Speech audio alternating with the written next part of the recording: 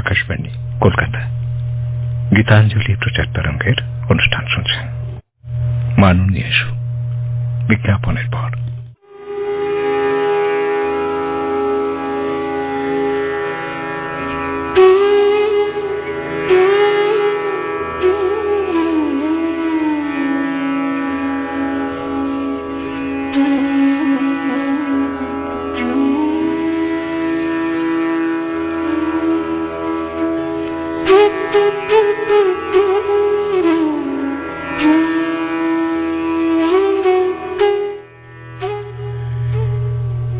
খাজা না ঘিয়ে কি ভাবছেন? সর্ষে দিয়ে নাকি অল্প সঙ্গে একটু তেঁতুল মিশিয়ে দিলে পারলো, কাঁচা লঙ্কা চিড়ে? কোন চাটনি? আমরা জলপাই, কচি আম এখন কোথায় পাবেন? কাঁচা আম, নাচের ডিমের বড়াটাও চলতে পারে। ফুলুরি টুপটুপ বৃষ্টি পড়ছে, গড়িয়ে পড়লো বলে আজকে মাননীয় তো রুমাল হাতে নিয়ে হবে না, আজকে কাঁধে গামছা হাতে নিয়ে রাখতে হবে, কখন হুস করে গড়িয়ে পড়ে। জিভে জল, জব্বর না? কত যে মেল আসছে, কেননা জিভে জল নেই, নোলা ঠকঠক করে না, এরকম তো পাওয়া মুশকিল। বুঝলেন নাকি? একবার সাবধান, গড়িয়ে পড়তে পারে। কত রকমের খাবারের স্বাদ, কখনো সরাসরি খাচ্ছেন, আবার কখনো খাবারের স্মৃতি। এখন হয়তো অনেক খাবারই খাওয়া যায় না, তাই না? নাতি যে খাবার চেটে ফুটে খায় সেটা কি আর আপনি খেতে পারেন? কত খাবারের আয়োজন করতে হয় গৃহকর্তা হয়ে, গৃহকর্ত্রী হয়ে, কিন্তু নিষেধ, খাওয়া যাবে না। কখনো কখনো লুকিয়ে চুরিয়ে আচার, ঝাল ঝাল আচার, ওহ কত রকমের জিভে জল আনা ব্যাপার স্যাপার। এই প্রথম আষাঢ়ে, মানে আষাঢ়ে তো বৃষ্টি সবই শুরু হলো, ডিম ভরা পুঁটি, তাই না? একদম লাল টকটকে সিঁদুর পরা। তারপর আবার কি কত রকমের আম আছে, তাদের আবার বাহারি কত নাম আছে। আষাঢ়া আঁশবিহীন চেটেপুটে খাওয়া, দেখুন গড়িয়ে পড়বে হয়তো। MANAYESHU.AIR@gmail.com। জিভে জল। মাননীয় তোমার এ মাসের বিষয় বড় জিভে জল আনা। নিরঞ্জন সাউ, বিশপুর, হাসনাবাদ, উত্তর 24 পরগনা থেকে। 2018 সালের মার্চ মাসের শেষ দিকে হবে। রাতে একদিন খেতে বসেছি, হঠাৎ দেখি বৌমা একটা থালায় সবুজ রঙের রুটি আর বাটিতে কি যেন একটা তরকারি নিয়ে হাজির। পরে বুঝলাম ওটা মটরশুটির পরোটা, সঙ্গে আলুর দম, একটু ঝাল ঝালা। আমি আবার একটু লঙ্কা বেশি গাই সামলে। এই দুটোর যে কি অপূর্ব স্বাদ, তাই 6 বছরে ভুলতে পারলাম না, জিভে লেগে আছে এখনো। তারপর থেকে প্রতি বছর শীতকালে খাওয়া হয়, সেদিনের মতো আর হয় না। বৌমাকে বারবার বলি, কিন্তু হয় না। নিরঞ্জন বাবু, নিরঞ্জন সাউ, বিশপুর, হাসনাবাদ, উত্তর 24 পরগনা থেকে। আর বর্ষায় শুধু শীতের হলে হবে? লিচু কি আছে এখনো? না না, লিচু তো শেষ হয়ে গেছে, এখন আর ততটা পাওয়া যায় কি? চলুন বরং লিচু বাগান ঘুরে আসি। মায়া চক্রবর্তী, লিচু বাগান, খড়দা, কলকাতা থেকে লিখছেন। এই অবেলায় জীবন সঙ্গীহীন জীবনকে গ্রাস করেছে নিষ্পৃহতা। কি রান্না হবে বলুন, শুনে বলি, যা ইচ্ছে করো। মেয়েটি আমার সর্বক্ষণের একমাত্র সঙ্গী। আমাকে সযত্নে রান্না করে খাওয়াতে সে ইচ্ছুক। বাড়িতে অতিথির আগমন হলে নানা পদে থালা সাজিয়ে দেয়, ভোজনান্তে তারা প্রশংসা করেন। অতীতচারী মন চলে গেল সুদূর অতীতে। আমাদের বাড়িতে কোজাগরী লক্ষ্মী পুজোর পাড়ার মানুষরা আসতেন, সংখ্যায় কম নয়। লম্বা খোলামেলা রকের লাল মেঝেতে আসনে বসে পড়তেন, কলাপাতার উপর পড়ত খিচুড়ি, ভাজা, তরকারি। সেই ইয়েটা এখনো দেখতে পাচ্ছি যেন। সঙ্গে পান্তা ভাত। সকাল সকাল রান্না করে ভাত ঠান্ডা করা হতো। নারকেল কোড়া, লবণ, চিনি দিয়ে মাখা জল ঢালা ভাত, তাতে গন্ধ লেবুর রস, শেষ পাতে পায়েস। সে যুগের প্রতিবেশীরা ছিলেন কাছের মানুষ, খোলা বারান্দায় মেঝে পাতা আসনে বসে ব্রাহ্মণবাড়ির প্রসাদ তৃপ্তি সহকারে গ্রহণ করতেন। কেউ হয়তো বলতেন, এমন প্রসাদের জন্য জিভে জল আসে। মা এই রান্না করে সবার প্রশংসায় আপ্লুত হতেন, অক্লান্ত পরিশ্রমের কথাই বলতেন। আবার তো সেই সামনের বছর মা বাবা অস্তাচলের পথে পা রেখেছেন কতদিন আগে। আজও পুজো হয়, তবে সেদিনের সঙ্গে কত তফাৎ। দিন বদলের সঙ্গে সেই জিভে জল আসা প্রসাদ আর নেই। পুজো হয় সে তো নিয়ম রক্ষার্থে। কে রাঁধবে এমন করে, কে ডাকবে প্রতিবেশীকে? ঠিকই তো, মায়া চক্রবর্তী, লিচু বাগান, খড়দা, কলকাতা থেকে। দেখলেন তো জিভে জল আনার আসরে কেমন মন খারাপ করে দিলেন। মায়াদি, একমাত্র আপনার চিঠিতে আজকে যতগুলো চিঠি পেয়েছি, মানে মেল, প্রিন্টেড মেল আর আপনার হাতে লেখা চিঠি, কি সুন্দর হাতের ছাঁদ এখনো। নিশ্চয় বয়স হয়েছে, কিন্তু কি যত্ন করে লিখেছেন। এই জিভে জল আসা এ আবার অন্য রকমের স্বাদ, মানে এই হাতের লেখা চিঠির স্বাদ। এ তো মাথায় তুলে রাখলাম মায়াদি। যাবো নাকি একদিন ঝপাং করে জিভে জল।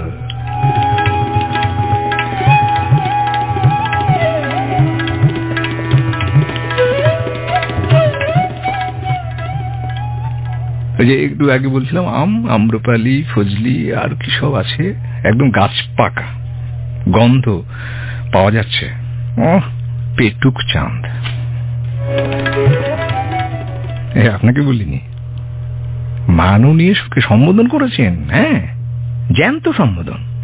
ডক্টর অভয় সামন্ত, মেমারি, পূর্ব বর্ধমান থেকে বলছেন, পেটুক চাঁদ মাননীয় সু। আচ্ছা, 60 পেরিয়ে যদি একটু নোলা হয়েই থাকে, তাতে দোষের কি? বলছি না তো বাবু, নোলা সামলানো কি মুশকিল। কেউ এখনো সামনে, অন্যের সামনে সামলাতে পারে না, কিন্তু গোপনে কান্না নোলা টকটক করে। কে আর দেখতে যাচ্ছে বলুন? জিভে জল বিষয় দিয়ে আমাদের বেইজ্জত করার চেষ্টা করছে। মোটেই না, একদম না, মোটে জিভে জল আনবেন না, গামছা দিয়ে মুছে ফেলুন। সুগার হয়েছে বলে যদি গিন্নি মিষ্টি দেওয়া একেবারে বন্ধ করে দেয়, তাহলে তো লুকিয়ে চুরিয়ে বেপাড়ার দোকানে একটু কচুরি আর রাজভোগ তো খেতেই হয় নাকি? খান না, কে বাধা দিচ্ছে? যাকে যাক, যে তিনটির কথা মনে এলেই আমার জিভে জল আসে তা একে একে বলেই ফেলি। দেখুন, বলবেন, খাবেন না যেন। 1 নম্বর, নোলেন গুড়ের জল ভরা তালশাঁস সন্দেশ, লিখে রাখুন। সুকুমার রায়ের কথা মেনে হাত রুটি আর ঝোলা নোলেন গুড় হলেও জমে ক্ষীর। আর 2 নম্বরে আছে গাছ পাকা আম্রপালি, আহা লাজবাব, তাড়িয়ে তাড়িয়ে খাওয়ায় অমৃত স্বাদ। গরমকাল অসহ্য লাগলেও মেনে নিই কেবল আম পাকার কথা ভেবে। আর 3 নম্বরে জিভে জল আনা, রসনায় তৃপ্তি আনা পাড়ার মোড়ের দই ফুচকা। প্লেট ও শরীর বাঁচিয়ে জিভে জল আনা খাবার একটু একটু চলতেই পারে। কি বলো মাননীয়? এসব কথা আবার 5 কান করো না যেন। একদম না, মোটেই না। খাবো তো দুজনে, আপনি আর আমি। কেউ জানবে না, নিশ্চিন্তে থাকুন। খেয়ে গামছায় মুখ মুছে নেবো। ডাক্তার অভয় সামন্ত, মেমারি, পূর্ব বর্ধমান থেকে। খান লুকিয়ে লুকিয়ে, কে আর দেখতে যাচ্ছে? একটাই তো জীবন।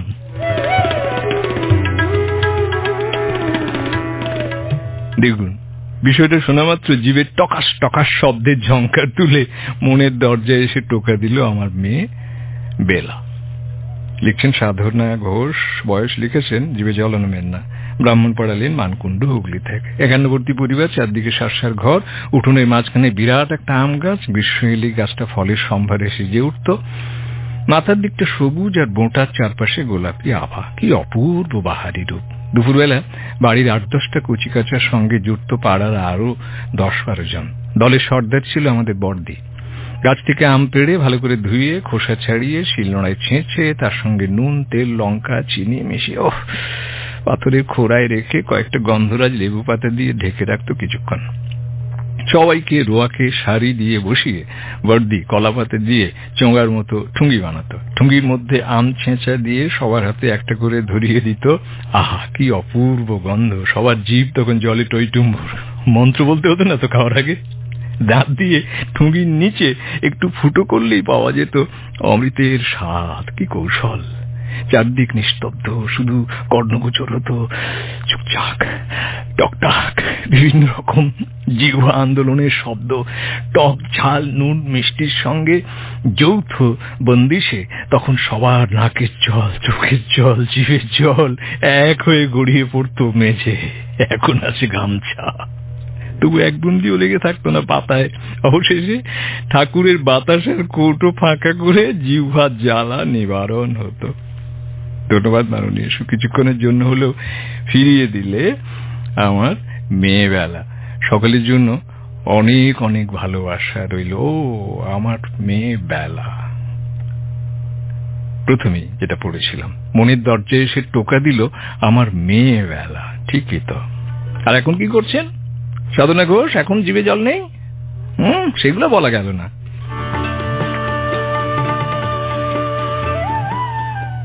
কত রকমের জিভে জল আনার বিষয়, তার মধ্যে একটা গুরুত্বপূর্ণ বিষয় তো বলে নেওয়া ভালো। শুধু নোলা টকটক করলে হবে? জেনেছেন তো বোধহয় যে গতকাল থেকে, অর্থাৎ 1 জুলাই থেকে 2024 থেকে নতুন ফৌজদারি আইন তথা ভারতীয় ন্যায় সংহিতা 2023, ভারতীয় নাগরিক সুরক্ষা সংহিতা 2023 আর ভারতীয় সাক্ষ্য আইন 2023 চালু হয়েছে। নতুন আইন সম্পর্কে জানতে আপনি প্লে স্টোর বা অ্যাপ স্টোরে গিয়ে এনসিআরবি সংকলন অফ ক্রিমিনাল লস এই মোবাইল অ্যাপটি ডাউনলোড করতে পারেন।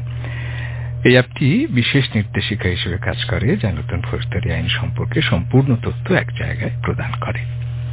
এই অ্যাপটা চালু করেছে এনসিবিআর সংকলন অফ ক্রিমিনাল লস। এই অ্যাপ ভারতীয় সংহিতা, ভারতীয় নাগরিক সুরক্ষা সংহিতা, ন্যায় সংহিতা এবং ভারতীয় সাক্ষ্য আইন নামে নতুন ফৌজদারি আইনের সংকলন। এটি গুগল প্লে স্টোরের পাশাপাশি অ্যাপল অ্যাপ স্টোরেও পাওয়া যাচ্ছে। এই অ্যাপটি সাধারণ নাগরিক, কোর্ট অফিসার, আইনজীবী, আইনের ছাত্রদের পাশাপাশি পুলিশ অফিসারদের নতুন ফৌজদারি আইন সম্পর্কেও জ্ঞান বাড়াতে সাহায্য করবে। অ্যাপটি এক জায়গায় নতুন ফৌজদারি আইন সম্পর্কে সম্পূর্ণ তথ্য প্রদান করার জন্য একটি বিশদ নির্দেশিকা হিসেবে কাজ করে। যাদের কাজে লাগবে তারা এই অ্যাপ ডাউনলোড করতে পারেন। নতুন একটি বিষয়।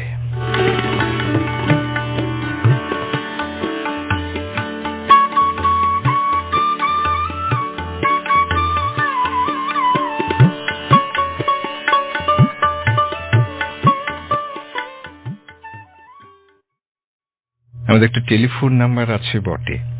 একটা গল্প মাথায় এসে গেল, গল্প নয় কাহিনী। একটি পরিবারে এরকম চল ছিল যে প্রত্যেকের শিশুর জন্ম হলে সেই শিশুকে উপহার হিসেবে পরিবারের তরফ থেকে রোপণ করা হতো একটি নতুন চারা গাছ। দৃশ্যটা কল্পনা করুন, শিশু বড় হচ্ছে, তার পাশাপাশি চারা গাছটিও বড় হচ্ছে। শিশু স্কুলে যাচ্ছে, চারা গাছে ফুল ফুটছে, ফল ফলছে, যদি সেটি ফলের গাছ হয়। এই যে সংস্কার, আপনি যে আম খাচ্ছেন, যে তাল গাছ থেকে টুপ করে তাল পড়বে আর কয়েক মাস পরে, 1 মাস পরেই ভাদুরে তাল, সেই তাল গাছ হয়তো লাগিয়ে গিয়েছিলেন ঠাকুরদা। এরকম বৃক্ষ পরম্পরা ঐতিহ্য বহন করে। আপনি কটি গাছ লাগিয়েছেন? এখন গাছ লাগানোর উৎসাহ দিচ্ছেন? নিজে না পারলেও একটু কি খেয়াল রাখবেন? টবের গাছ নয়, মাটিতে বৃক্ষরোপণ, বড় গাছ স্মারক হিসেবে। আপনি থাকবেন না, কিন্তু গাছ থেকে যাবে। একটু কথা বলি এই প্রসঙ্গে। টেলিফোনে 2131342 টেলিফোনে প্রথম বন্ধু কে আছেন? হ্যালো হ্যালো হ্যালো, নমস্কার। আমি সুজয় চৌধুরী দাঁড়ার থেকে বলছি। হ্যাঁ বলুন বলুন। এই যে গাছ, হ্যাঁ, আমরা মানে প্রায় সময়ই আমরা গাছ লাগিয়ে থাকি বিভিন্ন সময়ে। আজকে ধরুন বিশ্বে যে উষ্ণায়ন হচ্ছে, দিনের পর দিন গরম বেড়েই চলেছে, 40 ডিগ্রি 42 ডিগ্রি 45 ডিগ্রি গরম চলে যাচ্ছে। আপনি এই বর্ষায় গাছ লাগিয়েছেন? হ্যাঁ, বর্ষায় আমি তো গাছ লাগাই। আবার না, এবছর লাগিয়েছেন? হ্যাঁ, এবছর এই তো দুদিন হলো গাছ কিনে এনে ফুল গাছ আর সুপুরি গাছ দুটো করে লাগিয়েছি। এবং সুপুরি গাছ, সুপুরি গাছের আয়ু কতদিন? হ্যাঁ, সুপুরি গাছের আয়ু কত? 40-50 বছর তো বটেই। ও, আর একটু বড় গাছ কিছু লাগানো যায় না? হ্যাঁ, লাগানো যায়, কিন্তু জায়গার অভাব। ও, জায়গার অভাব। আচ্ছা আচ্ছা আচ্ছা, নিজের জায়গাতেই গাছ লাগাতে হবে? হ্যাঁ, না, অপরের জায়গাতেও লাগানো যায়, কিন্তু সেখানে ধরুন বিভিন্ন রকম পারমিশন নিতে হয় বা বিভিন্ন রকম। ও আচ্ছা, ওই সমস্যাগুলো আছে রাস্তার পাশে। এবং মানুষের যে মানে এখনকার যে অবস্থা, সে অবস্থায় মানে ভয়ানক, নিজের ইয়ে করে মানে বিভিন্ন ভাবে যে সেখানে গাছ লাগাবে বা ইয়ে করতে হবে, বিভিন্ন রকম মানুষের যে কথাবার্তা সেটা শুনতে হবে। এমনি সমাজের যে পরিস্থিতি, সেখানে পরিবেশ রক্ষা করতে গিয়ে নিজেকে বিভিন্ন ভাবে কথা শুনতে হয় বা বিভিন্ন মানে লড়াই করতে হয় আর কি। আচ্ছা আচ্ছা, মানে তেমন করে সহযোগিতা পাওয়া যায় না? না না না না, এমনি সাধারণত ধুলো বা পরিবেশ রক্ষার জন্য যদি রাস্তায় জল কিছুটা ছেটানো হয়, তার জন্য বিভিন্ন লোক কথা বলে। সেই হিসাবে যদি আমি একটা ধরুন গঙ্গার ধারে গিয়ে দুটো গাছ লাগাই বা ওই রাস্তার ধারে দুটো গাছ লাগাই, কেন লাগালে, কিসের জন্য লাগালে, এটা লাগাতে কে বলেছে? আজকাল মানে বিভিন্ন রাজনৈতিক দলের বিভিন্ন মানে সমাজের দাদাদের জন্য বিভিন্ন কথা শুনতে হয়। এই যে রেডিও নিয়ে, টিভি নিয়ে আমরা মোটামুটি থাকি। আচ্ছা, বেশ বেশ ভালো থাকবেন। আর অন্তত নিজে তো লাগাচ্ছেন, আপনার কথা শুনে আরো অনেকে হয়তো গাছ লাগানোর উৎসাহ পাবেন। তবে ছোটদের মধ্যে, মানে পরবর্তী প্রজন্মের মধ্যে যদি একটু বীজটা দেওয়া যায় তাহলে বোধহয় ভালো হয়। কেউ না কেউ কথা শুনবে গো। দাঁড়িয়ার থেকে বললেন, আপনাকে শ্রদ্ধা জানাই, ভালো থাকবেন। কেমন? অনেকে হয়তো কথা শোনে না, কিন্তু দু একজন তো শুনবে, না হলে জগৎ চলছে কি করে?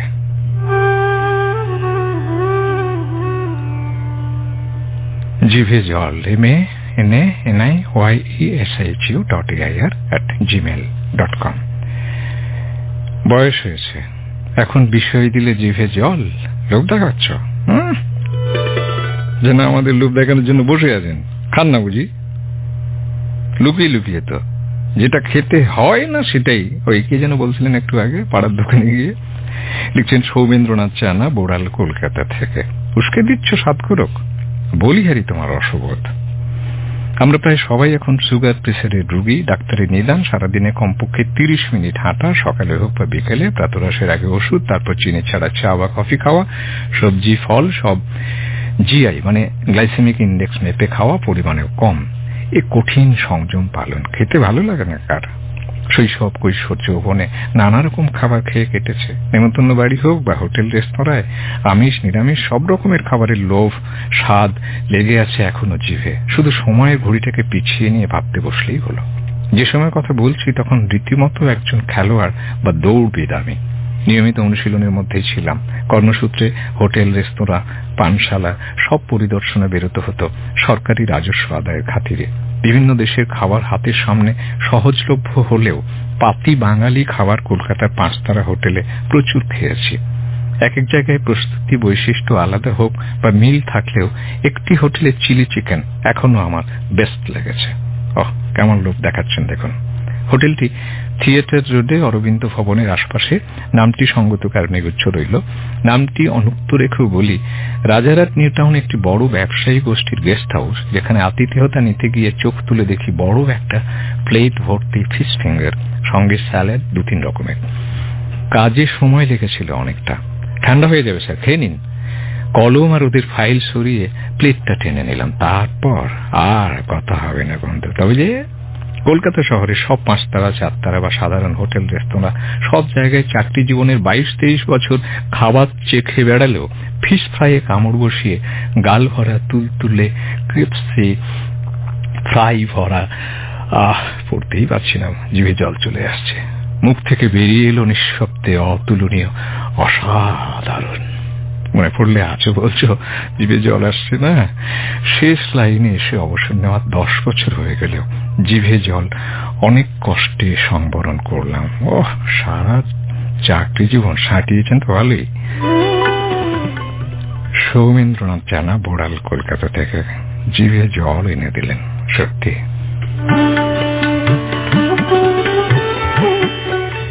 হেঁচকি খেলেই হেঁচকি ওঠে, চচ্চড়িতে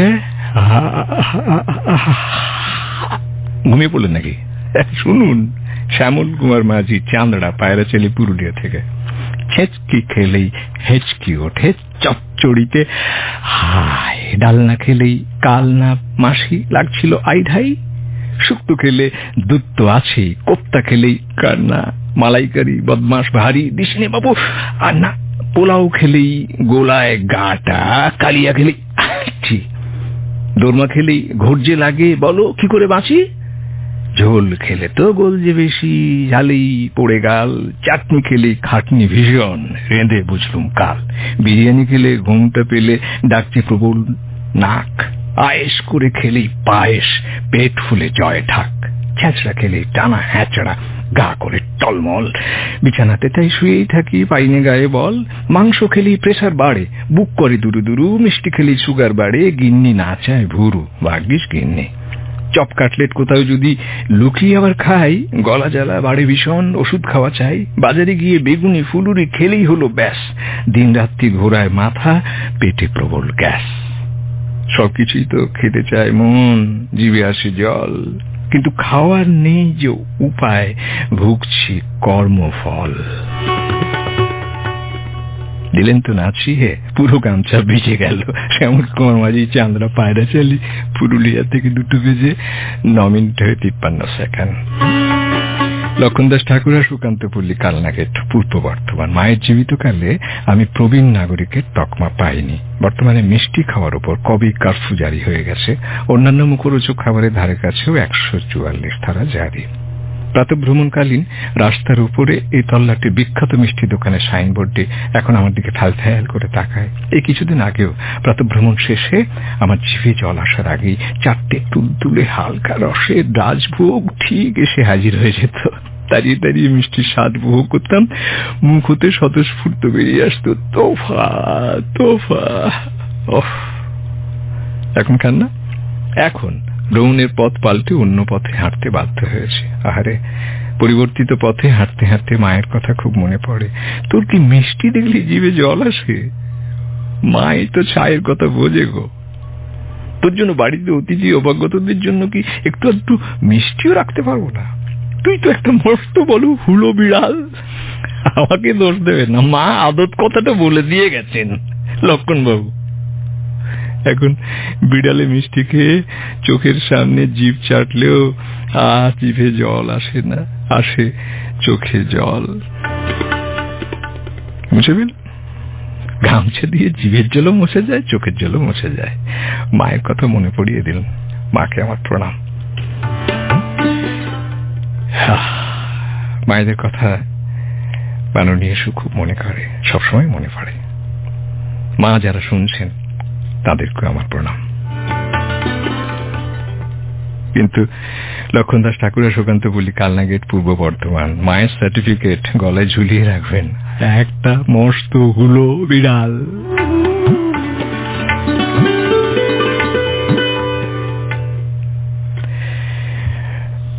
মায়েদের বকুনি, তার ভিতরে কত আদর মেশানো থাকে বলুন। যিনি মায়ের বকুনি মনে রাখতে পারেন, ভেতরটা দেখবেন কেমন টকবগে থাকে। সর্বেশ্বর পাল, মাহেশ, হুগলি থেকে। সামনে রথের মেলা, এই তো জিলিপি আর কি যেন পাঁপড়।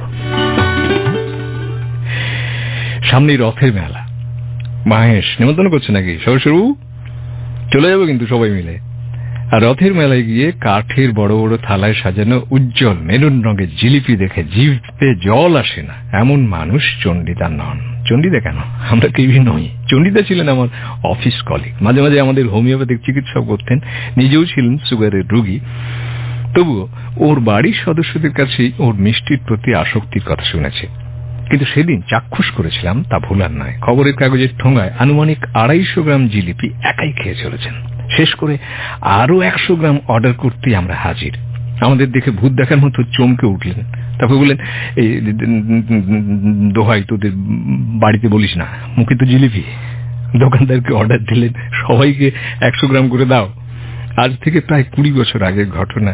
তোমার বিষয় ভাবনার কথা শুনে মাননীয় সু আর আসন্ন মাহেশের রসের কথা ভেবে মনে পড়ে গেল রথ এবং জিলিপির রস। চন্ডিদা আজ আর নেই। গত বছর শীতকালে তিনি আমাদের ছেড়ে চলে গেছেন। আমিও এখন সুগারের রোগী। মিষ্টি দেখলে জিভে জল আমারও আসে, তবে চন্ডিদা আমার স্মৃতিতে উজ্জ্বল হয়ে থাকবেন। মাহেশের রথ দেখার নিমন্ত্রণ রইল সবার জন্য। এই তো ভালো ছেলে, সঙ্গে জিলিপি আর পাঁপড় ফ্রি। ফ্রি হলো কেন? জিভে জল। সর্বেশ্বর পাল, মাহেশ, হুগলি থেকে। MANAYESHU.AIR@gmail.com। আপনিও লিখতে পারেন, কিন্তু লিখে ফেলেছেন ভাদুরানী কর্মকার। বয়স নোলা ঠকটক করে বয়স জানার জন্য। না, বয়সে বলবো না, ওটা তো বন্ধনীর মধ্যে লিখেছেন। গ্রাম ও পোস্ট আদিত্যপুর, শান্তিনিকেতন, বীরভূম থেকে। দুপুরের সাথে মাননীয় এসো। বিয়ের আগে মনে পড়ে, বিয়ের পরে বাপের বাড়িতে যখন যেতাম কত ধরনের যে খাবার। যে কোনো উৎসব অনুষ্ঠান মানেই পাঁঠার মাংস, নাও ঠেলা। তারপর তো সব রকমের ফল, আম, কলা, লিচু, আনারস, পিঠে, পোড়া মাছ, ডিম, চাচির মিষ্টি, ঘুগনি, মিষ্টি, চপ, সিঙ্গাড়া, লুচি, পায়েস। অম্বল হয়ে গেল। এগুলো তো লেগেই থাকতো।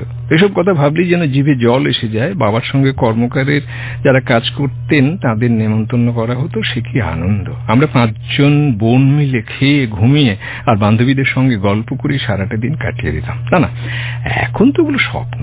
এখন জিভে জল আসার মতো খাবার বলতে ওই বিজয়াতে নাড়ু, টক, মূলো টুলো দিয়ে মাছে চুটচুটি করে টক, আর আধসেদ্ধ মাছ। খাবো কি, মন আনচান করতো। এক কথায় চমৎকার, অপূর্ব। তেঁতুল দিতেন নাকি একটু। আর ওই যে সরস্বতী পুজোর পরের দিন বাসি খাবারের রীতি আছে। ওই দিন পান্তা ভাত, সঙ্গে নুন, পেঁয়াজ, সবুজ কাঁচা লঙ্কা। জিভে জল যেন গড়িয়ে গেল বললেই হয়। তবে এত সব খাবারের নাম বলো, আমি একটা সময়ের পর ইচ্ছে হলেও খাবারের মোহ ত্যাগ করতেই হয়। যদি কখনো বাড়িতে বলে বসে, আমাদের মা খুব খাবুটে বটে দেখছি, তার নিজেই অল্প স্বল্প কিনে এনে কখনো কখনো কিছু বের করে লুকিয়ে লুকিয়ে খাই। মাঝে মধ্যে শুধু বাদাম, কলাই ভাজা মুখে চিবিয়ে কখনো কখনো রসনাকে পরিত্রাণ দিই। অকপটে বলেছেন ভাদুরানী কর্মকার, আদিত্যপুর, শান্তিনিকেতন, বীরভূম থেকে।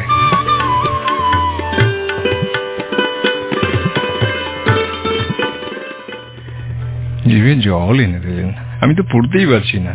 রুমাল ভিজে সব করছে। আগে জানলে গামছাই নিয়ে আসতাম। সুভাষ চক্রবর্তী, উত্তর বাওয়ালি, দক্ষিণ 24 পরগনা থেকে। এখন ভরা বর্ষা। দেখুন, ইলিশের কথা বলবেন না যেন। আকাশের মেঘে থাকা জল বৃষ্টি হয়ে অবাধে ঝরে পড়ছে। ভোজন রসিক বাঙালির কাছে বর্ষা একটি বিশেষ ঋতু।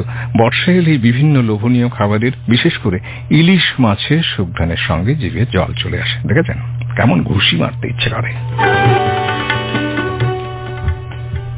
জ্যান্ত রূপুল ইলিশের কথা বলছেন আবার। বাঙালি আর ইলিশ যেন আবহমান কাল থেকে যেন একই সূত্রে গাঁথা। ইলিশের প্রেমে পড়েনি এমন বাঙালি খুঁজে পাওয়া সত্যি মুশকিল। প্রতি বছর বর্ষাকালে বাবাকে বাজার থেকে ইলিশ মাছ কিনে নিয়ে বাড়িতে আসতে দেখতাম। মায়ের হাতে সেই ইলিশ মাছ ভাজার সুঘ্রাণে জিভে জল চলে আসতো। রান্না শেষে খেতে বসলে ভাতের সাথে এক এক করে পাতে পড়তো ইলিশের তেল, ইলিশের তেলকাঁটার তরকারি, ইলিশের ডিম ভাজা, সর্ষে ইলিশ, খাবার পাত্তি, ইলিশে ইলিশে ইলিশময়। আর পড়বো না।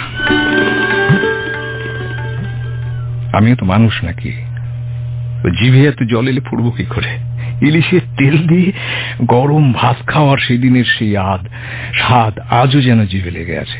তাছাড়া ইলিশের অন্যান্য পদও স্বাদে গন্ধে সমানে সমানে পাল্লা দিয়ে রসনায় দিয়েছে পরিপূর্ণ তৃপ্তি। পরবর্তীকালে খাবার পাতে পেতাম ইলিশ মাছের ভর্তা, ভাপা ইলিশ, দই ইলিশ, ইলিশ মাছের নানান পদ। অনেকদিন আগেই বাবা মাকে হারিয়েছি, কিন্তু সেই ট্র্যাডিশন সমানে চলেছে। তাই ইলিশ প্রীতি আজও অক্ষয় অমর হয়ে আছে, বরং সেই প্রেম উত্তরোত্তর বেড়েই চলেছে। রসনা তৃপ্তিতে সংসারের ছোট থেকে বড় সকলেই আগের মতো আজও পরিতৃপ্ত। তাই নালিশ ছাড়াই আজও খাই ইলিশ, বেশ করেন। শেষে বলি, সাহিত্যিক বুদ্ধদেব বসুর জলের রূপালী শস্য ইলিশ জিভে জিভে আনুক জল। শুধু বই পড়ব? সুভাষ চক্রবর্তী, উত্তর বাওয়ালি, দক্ষিণ 24 পরগনা থেকে পথ নির্দেশ দেননি, টেলিফোন দেননি যে ভাপা ইলিশ হলে চুপি চুপি গিয়ে হাজির হব বাড়ির উঠোনে। ওহ, সত্যি জিভে জল।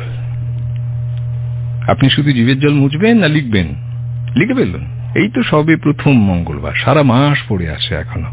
MANANISHU.AIR@gmail.com লিখে ফেলুন। জল ছড়িয়ে জিভে জল। মাননীয় সুরাজ, এই পর্যন্ত। পেতে দে না কুশাসন, খাবো খাবো করছে আমার পাগলা মন।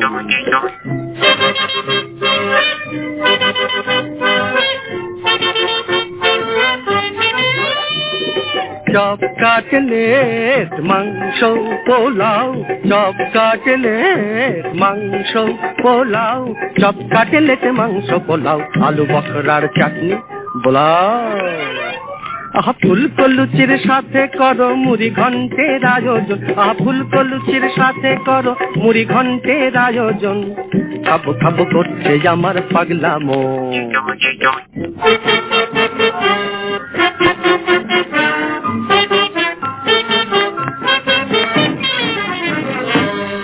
তাহলে দিকে নি টোপা টোপা, অরুচি নাই সন্দেশে মোর, অরুচি নাই সন্দেশে। মজা ভাই লাগে যখন পায়েসে মেশে দরবেশে, ভাই পায়েসে মেশে দরবেশে, ভাই পায়েসে মেশে দরবেশে। রসগোল্লার হাড়ি আনো, বলি হাড়ি, রসগোল্লার হাড়ি আনো, সেই রসে হইনি মগন, ওই আহা সেই রসে হইনি মগন। খাবো খাবো করছে আমার পাগলা মন।